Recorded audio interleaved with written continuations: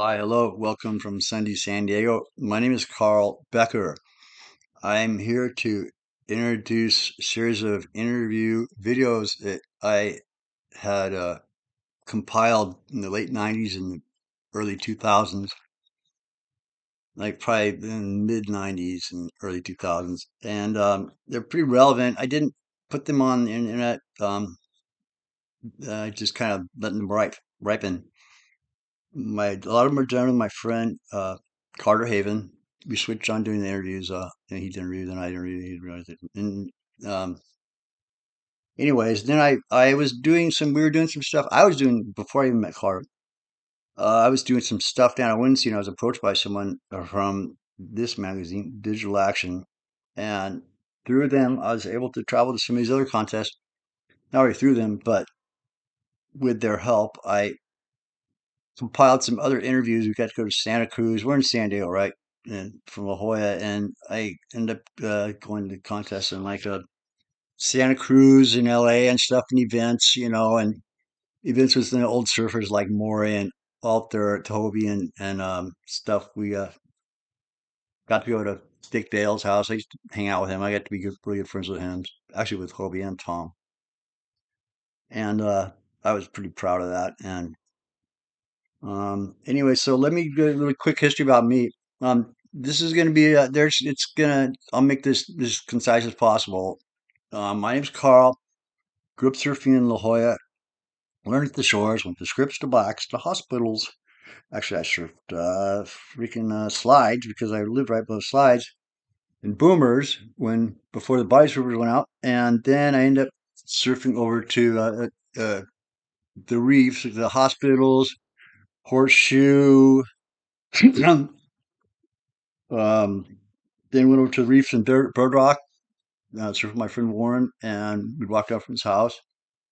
One day we surfed Big Rock, and man, I got one wave. It was like 3 foot, and it was a zipper, and I was like sold. It was like a love, it was like seeing a hot chick. It's like it was it. I was sold. So I ended up surfing there for 30 years and ended up dominating for about the last 10 or 15, along with some other friends of mine. I got to, Here's some Big Rock shots here. Um, I got to Big Rock. I got to witness, which was really a cool thing, was the evolution in surfing was kneeboarding at the time. There were some kneeboarders around the world, some in Australia, some in Hawaii, but the kneeboarders there surfed like they were surfing on their knees. Big Rock was a totally different thing. There, the fish had come along, with Steve Liss and Toby, Rich Pavel shaping, and Skip Fry was shaping boards too, like that. But mostly the Pavel, the Steve Liss type shapes that were being tested and evolving. And so there's this faction of kneeboarders. They were actually from all over the county. They weren't from La Jolla. In fact, Big Rock was like the only spot in La Jolla that wasn't just La Jolla. So these people would come. First of all, it was gnarly. A lot of people didn't want to sacrifice themselves, but the kneeboards fit perfectly. And so I was lucky enough to be there at the time to see this evolution. I'm a stand-up surfer, of course. And I used to say, like, I had some of the famous surfers of mine back in the days weren't surfers; they were kneeboarders, like Rex Huffman, of course, and his brothers, and Marshall and Phil Gallen, all those guys. And they were surfing these boards that were like bullets. They would like get in the freaking tube. It was insane. Here's some pictures of Big Rock. That's me, and that's me, and that's the Big Rock 2000 anniversary. So, anyways, this is like I didn't realize, at the time was what how lucky I was to see what was going on, and that didn't happen, hasn't happened in the past since, and hadn't happened prior to that. So it's not going to probably ever happen again. It's a little microcosm. I think Marshall wrote something somewhere on the net. I don't forgot what it was, but it was pretty interesting. So I'm just trying to qualify. Okay, so I ended up surfing Big Rock. I ended up started taking videos of surfing there. I got picked up with these guys from Digital Action. I started going to contests and interviewing people. Through these contests, I met, people like Tom Morey and Hobie Alter and Dick Dale. And there's a lot of other ones, and actually, we're good friends with them. And I was kind of stoked. A lot of them passed these last years, and I first of all, I had been kind of immersed. You'd say I was kind of in a weird way in the last few years, and some of my friends have died. I wasn't able to go to their funerals. I wanted to kind of crucially, like, speak about them real quickly. Okay, there's Rolo, Ben Court, David King, like first time getting to win and see, married Danish, Steve Slade, and Lou Larson. And of course, I made How to Surf with Video Lou, who's this guy. Here's me. And there's Steve. Steve died, and Lou died this year. And we have Mike Myers, and we have what's his name from the Oceanside Surf Museum. And this was actually the first successful instructional videotape for surfing ever. And it's only gotten like 700 or 800 hits on the internet, but it's like it's classic. It's at CL Becker videos or something like that, or Carl Becker surf videos. I don't know. It's going to be on a different channel than this is under. But this was like really special. And Steve Slade, I'm talking about this because this is special to me and to Owen's family and everybody from the know. Steve and Lou, they're very special. We had our qualms and our quirks and everything, just like everybody does who makes videos. In fact, KP Best wanted to give us 250 grand to make our next video, and Lou and I couldn't even agree on terms to do that.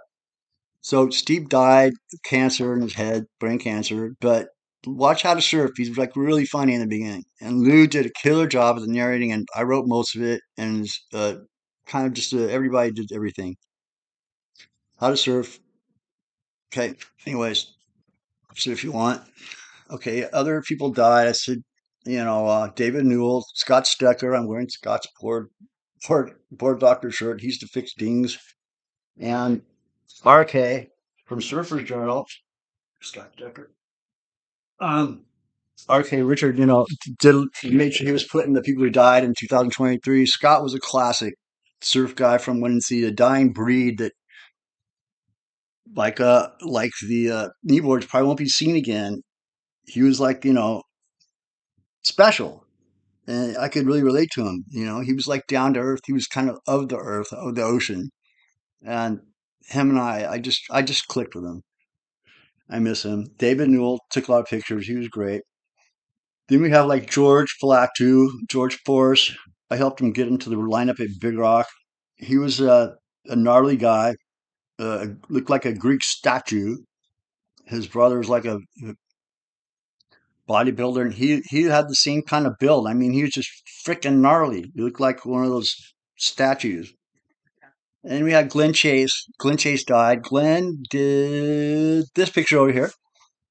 Those that picture, I have a twin. There's another one that goes with it, but I've got that from Glenn. Glenn worked for me for a while. Richard Clement also did a spot in the Surfer's Journal about Glenn Chase. I was bummed that I didn't get to show him my collection. My wife and I have a collection of Glenn Chase's art. But this one was really funny. Back in the 70s, probably late 70s, my friend Warren and I were going by Glenn's house. I didn't know Glenn. He did. I was kind of a shy dude, kind of tagged along with my other people. And so, anyways, we went over to his house, and he was actually working on this house when I was like 16. I mean, this painting when I was about 16 or 17 at the latest, 15 maybe. And it's funny, I ended up owning it like, 50 years later, whatever, 40 years later. He worked for me. He's great. He did some logos for my art, for my business as a building contractor. So Glenn, he was a special dude, man. He was artist through and through, kind of a martyr kind of guy, I don't know. He's underrated, super special, super good artist. And he was at least given some props with Richard's article in in the Surface Journal. Okay, so who else had David Eggers? David was my buddy. I was lucky to surf with Eggers a long time at Big Rock, and we surfed in Mexico and along the California coast. And funny story, he first came up. Rex Huffman took him out to rock at first, and I'm like, this guy. Okay, who's the guy? Paddles behind me. I'm going, no, no, no, don't paddle behind me. So he takes off, and I cut him off straight up. Okay, lesson number one: don't paddle behind me. Okay, you guys, I'm like the Roper. There's like a lineup like Roper, Huffman, whoever's any of these gnarly guys, right? So, anyways, I ended up being good friends with David, and um, I heard he died. That really floored me. Guy Milo, Clemilo, those guys. I sure follow with Guy. I miss him. And who else we have? Let me see. Of course, my idols like O'Rourke, and then some of the older guys like Hasley and Rupert and Bill Andrews and stuff like that. Anyways, okay, so here we go back to the intros. This first video we're gonna do is my friend Carr and I went to this longboard get together thing up in San Onofre. So we go up there not knowing really what was going to happen, what was going on. We just would walk up to people and stick a mic in their face, and in the process, which is we get process, we'd end up getting good interviews, like kind of unique, like it's like boom, caught off guard, right on their heels, right. So I mean, a lot of these things came out really good. In fact, the one you're about to see, there's an article. I mean, there's an interview that Carter actually did with Tom Morey and Hobie Alter together, and they talk about like their girlfriends and how they stole each other's girlfriends in high school, and how the you know Hobie started chafing with on in Dana Point, from balsa to foam and the catamarans, and Tom describes how he made his first boogie board, and those guys were cool. So, anyways, we end up doing this interview. It's not real long, but it's like, and you can just tell they're enjoying it. It's kind of real special, and I think it's freaking cool. And um, anyways, I got a letter from Hobie after I sent him the tape, and he said that was his favorite interview he's ever done, and that made Card and I feel great because we'd go over the questions before we go to contest. Probably people can go there, and say, okay, who's going to be there, what relevant things they've done, whatever, blah, and then with our personal knowledge, right? Card's a little older than me, so he had a little more knowledge, but all these guys, special to me. So let me see. Okay. Um, okay. After these San Onofre interviews, the the second one I'm gonna do is a '97 Catalina paddle. My friend Mark Fien and I, lifeguard and San Diego icon La Jolla.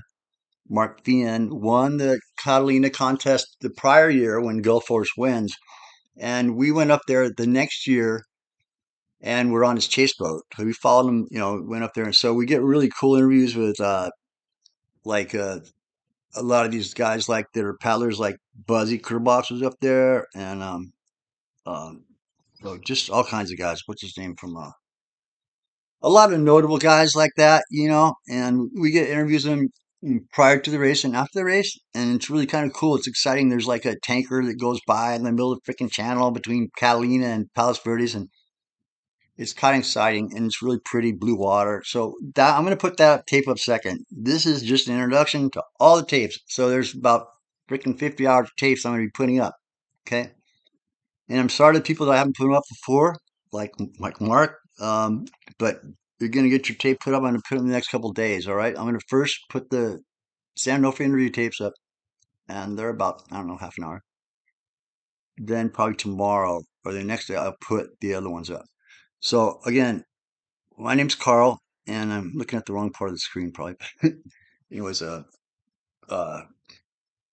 I'm sorry I haven't done these tapes and put them out in the future. I mean, in the past, but I'm getting them out now, and I just want people to enjoy them. It's not a monetary thing at all. It's not trying to make money off it. It's just purely for people's enjoyment, history, historical value. So, God bless everyone. All my friends are freaking not around, and I miss them. And see you in the water. Bye.